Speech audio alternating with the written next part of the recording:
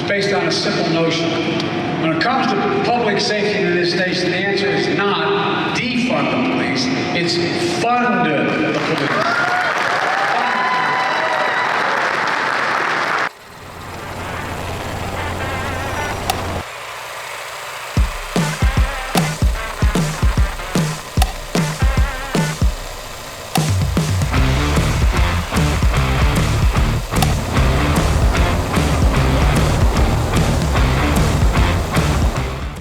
Baby. Yeah? Baby, where are we going today? We're gonna meet President Biden. What? So baby, you have a yellow band. And I do. What does that mean? That I get to sit on the risers behind the president.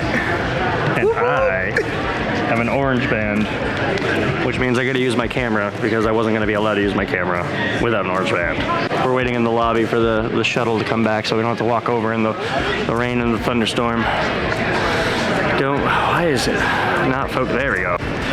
All aboard. Hi, thank you. We're going on the bus? Mm-hmm. Yeah, sure. Get back.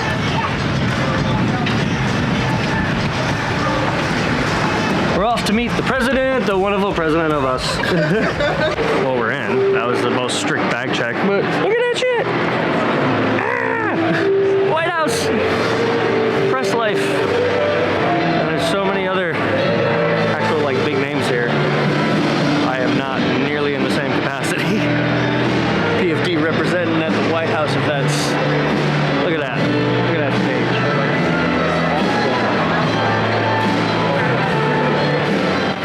Probably not gonna get the best shot. I did not know how far back I was gonna be for this telephoto lens. And I have a wide. 24-70 hopefully does me well because it's going to be a very difficult thing to capture, especially with the fact that I'm never doing an event like this, but luckily the lighting is not terrible. I can work around the lighting, so I know these fancy.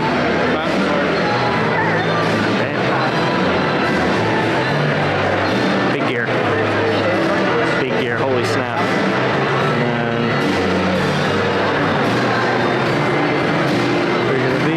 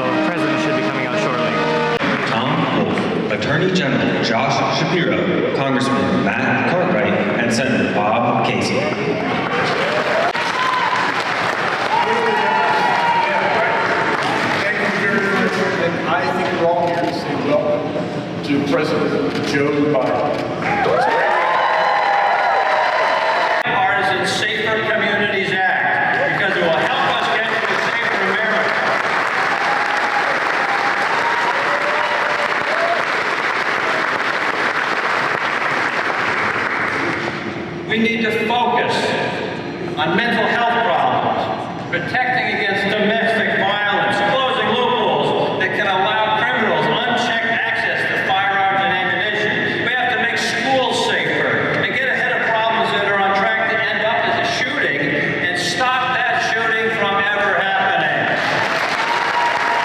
Funding community violence intervention programs, cracking down on gun trafficking, on and on and on. And guess what?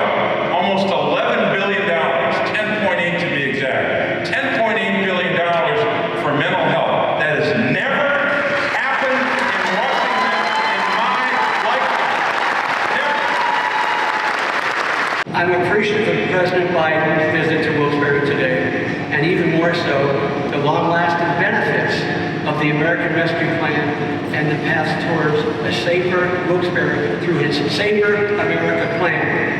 Now, it's my honor to introduce to you President Joe Biden.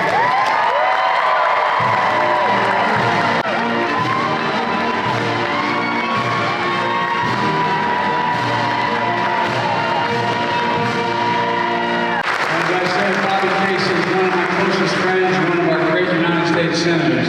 And your congressman, Matt Cartwright, is the real reason I'm here.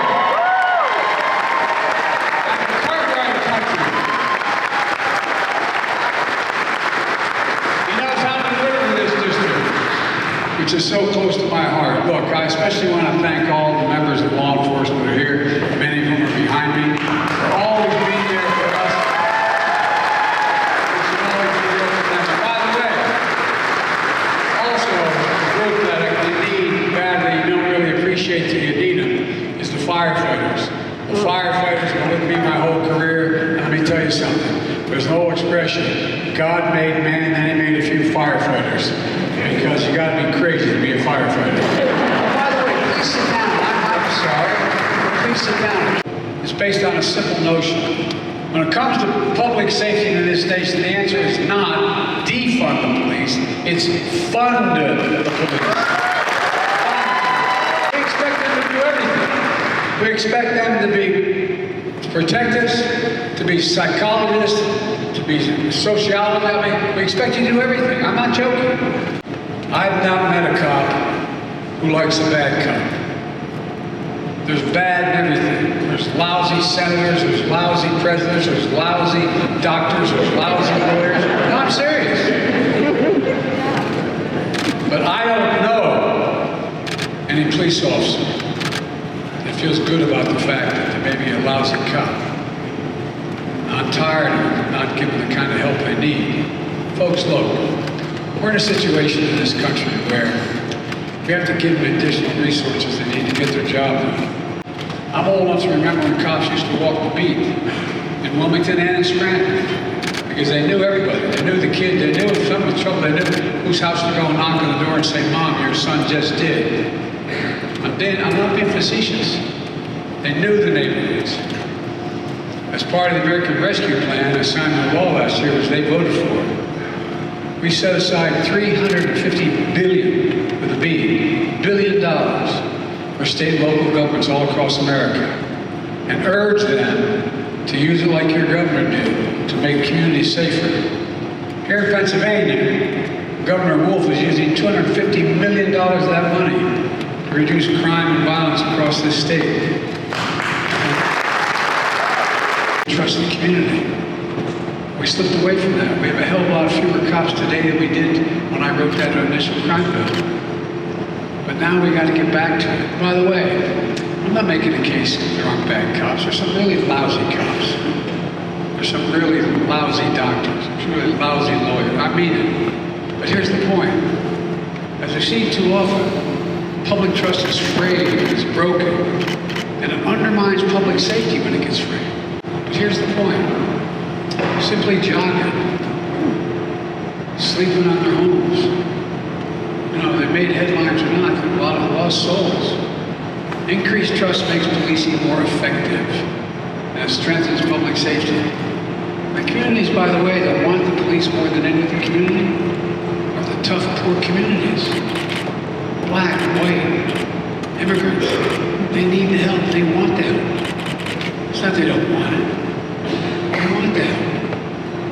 Without that, victims don't call for help. Witnesses don't step forward. Crimes go unsolved. Justice isn't served. No federal officer is allowed to use a chokehold. No federal officer can restricted no-knock warrants. We created a national database for officers who have misbehaved and been held accountable so they can't hide. My plan will help make sure the state and local governments adopt these same reforms. My plan does something else very important. It addresses the opioid epidemic. Notice how many people are dying of opioid overdoses now? And by the way, laced with fentanyl? We're going to impose tougher penalties for deadly fentanyl trafficking. That's poisoning communities across this country. This is a key part of the unity agenda I'm announcing, that I announced in my State of the Union address. We can do this, we have to do this, we'll make America safer. My plan also takes common sense action to reduce gun violence and violence overall. Bills of the progress we made this summer when I signed into law the Bipartisan Safer Communities Act, the most significant gun safety law we passed in 30 years. For any one person. let's be clear. You hear some of my friends in the other team talking about political violence and how it's necessary. Think about this. Did any of you think, even as old as I am, you've ever been in an election where we talk about it's appropriate to use force, political violence in America? It's never appropriate. Never, period. Never, never, never. You know, if we're in a situation where, to this day, the MAGA Republicans in Congress defend the mob that stormed the Capitol on January 6th. Defend them. They all saw it. I don't care how frustrated you are. You know, when I showed up, one of the things I learned as president, even though I've been vice president for 8 years, I've done a great deal with the foreign policy administration.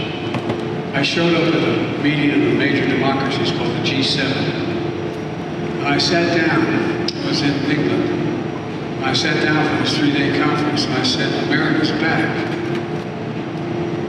And Macron, President of France, turned to me and said, for how long? For how long? And one of them said to me, imagine, Joe, if you turned on the television in Washington, D.C., and saw a mob of 1,000 people storming down the hallways of the parliament, breaking down the doors, trying to overturn an outcome of election, and killing several police officers in the meantime. Imagine what you think. Think about what the world saw. I don't know what the world saw. What I find even more incredible is the defense of it. Cops attacked and assaulted, speared with flagpoles, sprayed with mace, stomped on, dragged, brutalized. Police lost their lives as a result of that day. Police lost their lives. One of the officers said it was worse than anything he had experienced in war in Iraq. So let me say this to my MAGA Republican friends in Congress. Don't tell me you support law enforcement if you won't condemn what happened to us.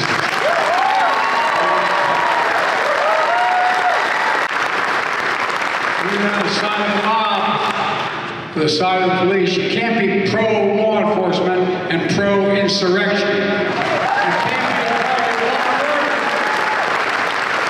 and call people who attack the police on January 6th patriots. You can't do it. What are you teaching our children? It's just that simple. Now it's sickening to see the new attacks on the FBI, threatening life of law enforcement agents and their families for simply carrying out the law and doing their job. I want to say this as clear as I can. There's no place in this country, no place, for endangering the lives of law enforcement. No place.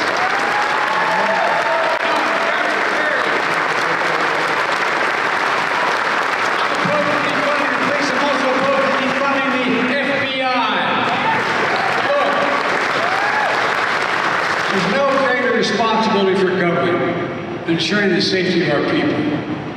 Every parent should be able to know when their kid leaves home to go to school or just walk the street, they're going to come home safely. We can do this. We have to do this. We just need to remember who we are. We are the United States of America.